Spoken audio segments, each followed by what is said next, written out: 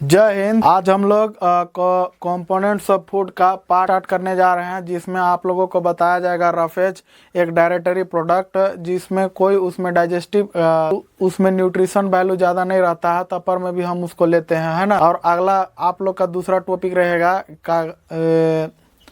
Balance diet. कौन सा topic रहेगा? Balance diet. आज रफेज और बैलेंस डाइट के बारे में। बैलेंस डाइट जीवन में बहुत ही महत्वपूर्ण है। किसी भी मानव को बैलेंस कहीं भी बना के चलना बहुत ही अनिवार्य हो गया आजकल, है ना। अगर बैलेंस बना के आदमी नहीं चलेगा तो नुकसान झेलता है आदमी, है कि नहीं। तो उसी तरह से खाना में भी हम लोग को बैलेंस बना के चलना है। हम लोग पहले भी जानते हैं कि एक फूड में बहुत सारा न्यूट्रिशन नहीं मिलता है, मतलब कोई में कार्बोहाइड्रेट मिल रहा है तो उसमें प्रोटीन गैप है, कोई में प्रोटीन मिल रहा है तो उसमें से फैट गैप है।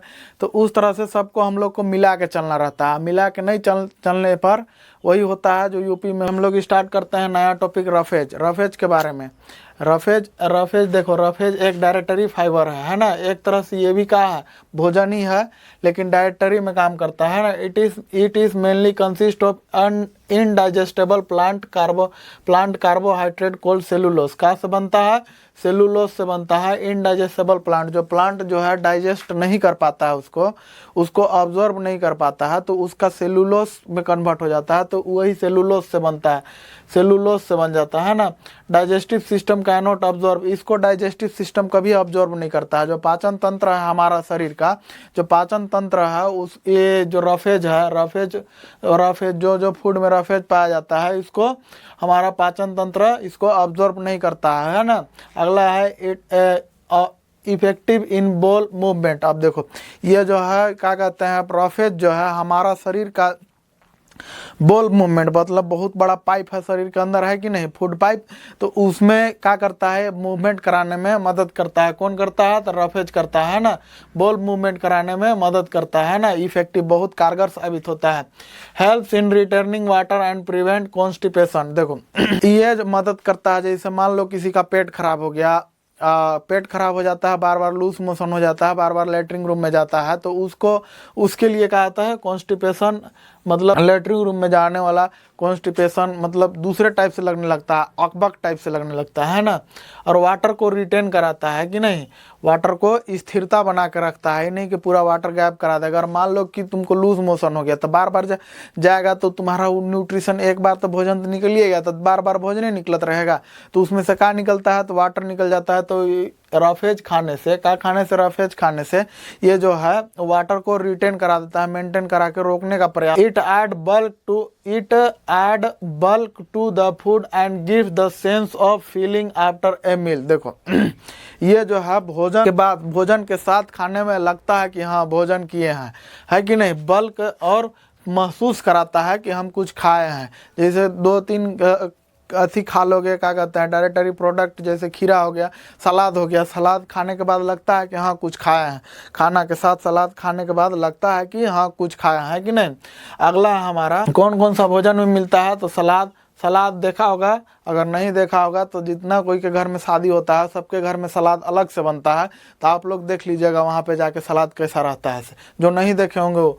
इसके बाद है कॉर्न, मक्का, है ना। मक्का का काम करता है, डायरेटरी प्रोडक्ट है, ये क्या काम करता है, रफेज का भी काम करता है, और सीरियल भी है। कब है ना, कब भी एक डायरेटरी प्रोडक्ट है, इसका भी काम रफेज वाला ही है। कुछ वेजिटेबल्स भी हैं, कुछ फ्रूट्स भी हैं, और स्किन ग्रेन, जिसके पास चमड़ी रहता है, जैसे चना, मटर हो गया और आपका मूंग हो गया, ये सब का है, ये सब स्किन ग्रेन है। इसके पास बाहर में एक लेयर का है, स्किन टाइप से लगा हुआ है, उसके पर चिपका हुआ है ना। इस टाइप में क्या रहता है, ये सब कौन सा फूड कहलाते हैं, डायरेटरी प्रोडक्ट, रफेज कहलाते हैं। समझ में आ गया ना। और नोट में ध्यान रखिएगा, नोट बहुत ही इंपॉर्टेंट रहता है। एग्जाम जो है यहीं से क्वेश्चन उठाता है ज़्यादातर। रफेज में reduce the risk of developing certain form of cancer. देखो रफेज खाने से यह एक फायदा होता है कि ये किसी भी तरह के बीमारी को जन्म देने से रोकता है। क्या करता है? रोकता है। वो भी बहुत खतरनाक बीमारी से, खतरनाक बीमारी जिसका इलाज अभी बहुत कम मिलल है और बहुत कम कोई करा पाता है। जैसे किसी को कैंसर हो जाता है तो कैंसर जल्दी इलाज उसका नहीं हो पाता है, तो उसके लिए हम अगर टाइम पर रफेज लेते रहे तो इस तरह से बीमारी से हम लोग को छुटकारा मिल सकता है। ओरल कैंसर, है ना, ओरल कैंसर मतलब इधर इधर मुंह तरफ कैंसर होगा, और दूसरा एस्टोमच कैंसर का है, पेट का कैंसर है ना। इसमें क्या करता है, रफेज हम लोग को रोकता है, अगर लेते रहेंगे रिड्यूस रिस्क कम कर देता है। अगला स्लाइड में हम लोग देखते हैं, हम लोग का अगला है बैलेंस डाइट का है। बैलेंस डाइट, जीवन में हमेशा बैलेंस मेंटेन करके रखना तो जीवन सफल रहेगा। जीवन में बैलेंस मेंटेन करके नहीं रखेगा तो सब जगह से लात खाते रहेगा। हम लोग को खाना में भी बैलेंस डाइट मेंटेन करके रखना है। Human can not get all nutrition from only one kind of food. कितना बढ़िया लिखा है ना, कि मानव जो है एक ही तरह के फूड में सभी तरह का न्यूट्रिशन नहीं पा सकता है ना। मानव एक ही तरह का भोजन में सब तरह का उसमें से न्यूट्रिशन नहीं मिल सकता है। दूसरा है डाइट, उसका बैलेंस डाइट का डेफिनेशन है, a diet that contain all essential nutrients. वैसे डाइट जिसमें सभी तरह का न्यूट्रिशंस का हो, कंटेन करता हो, उसमें पाया जाता हो, in adequate amount required for the proper growth and functioning of the body, जो कि हमारे शरीर को प्रॉपर ग्रोथ कराने में मदद करे और अच्छा से शरीर का फंक्शन काम करने में मदद करे, अच्छा से शरीर का फंक्शन या काम करने में मदद करे। The of body is called balance diet. तो हम वैसे डाइट को क्या कहते हैं, बैलेंस डाइट। क्या कहते हैं, बैलेंस डाइट, संतुलित खाना है ना। थर्ड नंबर पे है बैलेंस डाइट एनर्जी। अब देखो बैलेंस डाइट हम लोग को क्या देगा, एनर्जी देगा, बॉडी बिल्डिंग करेगा। इसके बाद क्या, कुछ बैलेंस डाइट ऐसे मतलब और न्यूट्रिशन क्या करता है, कुछ एनर्जी देता है, कुछ का बॉडी बिल्डिंग काम है, कुछ का काम है आपका प्रोटेक्ट करना डिसीज से, है ना। तो उस तरह से यहाँ पे लिखल है energy balance diet energy giving food, body building food and productive food are present in the right propagation.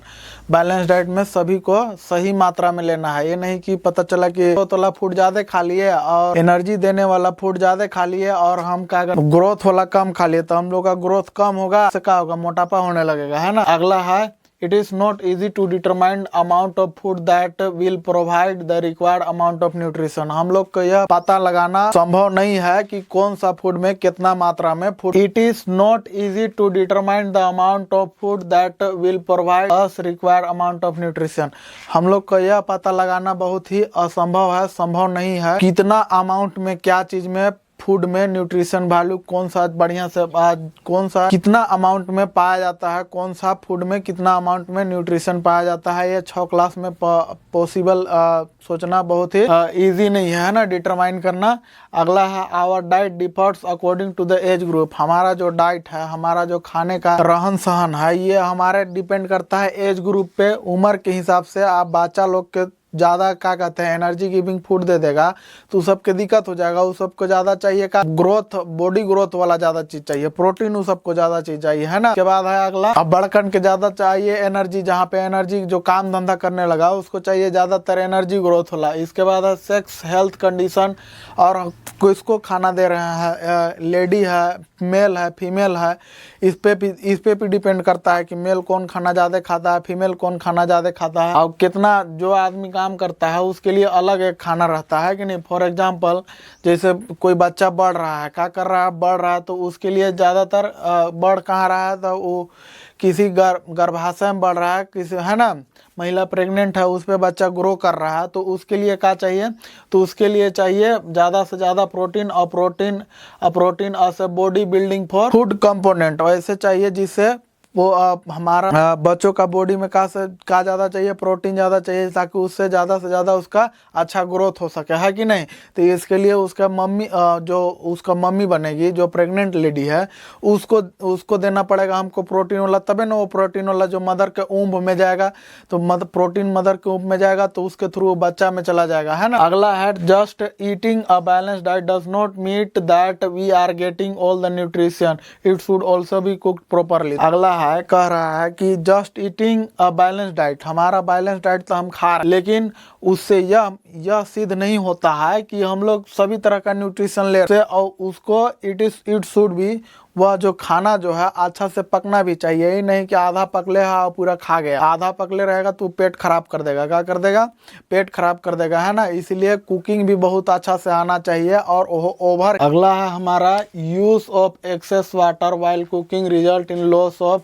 Considerable amount of protein and mineral. क्या कह रहा है कि खाना बनाते समय अधवारी पानी का यूज करना है। जैसे सब्जी बना रहे हो तो उसमें ग्रेवी बनाने के चक्कर में पूरा 1 लोटा या 1 मग्गा पानी नहीं डाल देना है ना, उसमें सफिशिएंट अमाउंट में पानी डालना है ना। तो ज़्यादा पानी डाल देने पे क्या हो रहा है कि रिजल्ट का लॉस कर जा रहा है। जो प्रोटीन रहता है उस सब्जी पे वो ख़त्म हो जाता है, और मिनरल जो रहता है calcium potassium calcium phosphorus potassium sodium iodine और आयरन, वो सब का हो जाता है, गायब हो जाता है ना। तो ये चीज़ खाना बनाते समय लड़की लोग ध्यान रखेंगे। ऐसा नहीं कि पता चला खाना बना रही है, नमक ज़्यादा हो गया तो उसमें पानी डालो, पानी डाल के नमक बराबर करो, तो ऐसा नहीं करना है। अगला होता है कि पानी डालने से विटामिन सी गायब हो जाता है। क्या हो जाता है? विटामिन सी गायब हो जाता है। Get destroyed is easily by heating during cooking. अब अधवारी कुक करने पे तो जैसे ही गरम करने लगता है तो उस समय का जो विटामिन सी है वो डिस्ट्रॉय हो जाता है, वो ख़त्म हो जाता है विटामिन सी। समझ में आया? अगला है खाते समय हम लोग को खाने से पहले किसी भी फ्रूट्स या वेजिटेबल्स को क्या करना है? अच्छे से धोना है। क्या करना है?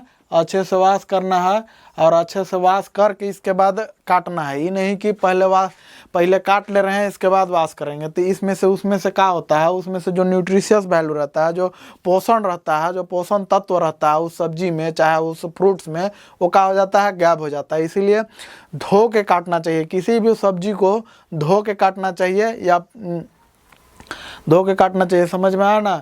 नोट्स में हमारा junk food has no significant nutrition value.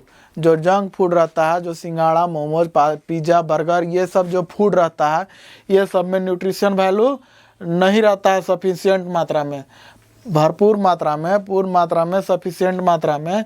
इसमें न्यूट्रिशन नहीं रहता, पोषण तत्व नहीं रहता है ना।